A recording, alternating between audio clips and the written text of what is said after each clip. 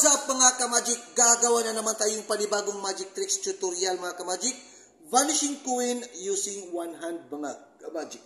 Just watch pagmasdag maigi. After I perform, ituturo ko kung paano ginawa ang gimmick. Just watch mga ka-magic.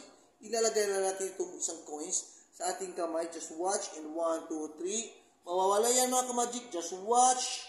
Seconds lang ay mawawala na si coins. Just watch. Walang laman ang ating kamay mga ka-magic. Walang laman is walang laman. Kukuha tayo ng coin sa hangin. Yan. And watch and learn mga ka-magic. Look. Yan. Walang laman. Watch. Biglang lumabas si coins. So, ang tutorial nito mga ka-magic is like this. Ganyan na mga ka-magic ipakita si coins. Tapos, ilagay dyan.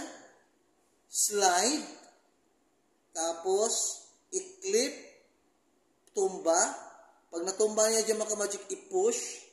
Papuntang likod, push, papuntang likod hanggang, ganyan mga ka-magic, yan, ganyan, clip, push, yan, i-push hanggang mapunta sa likod mga ka-magic, hanggang maklip mo yan mga ka-magic, move, hanggang mapunta sa likod, move, then, ipitin niya mga ka-magic para hindi makikita si coins, ipit, yan, ganyan na mga ka-magic, tapos, gano'n na mga ka-magic, tapos, ganyan,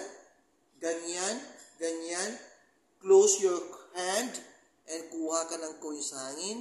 Tapos, ito mga ka-magic, push and just like that. Okay? Pakita si coins again and again. Close. Tapos, iipit. Yan. Iipit.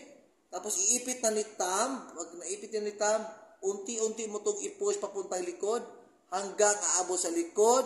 Yun. So, napunta sa likod.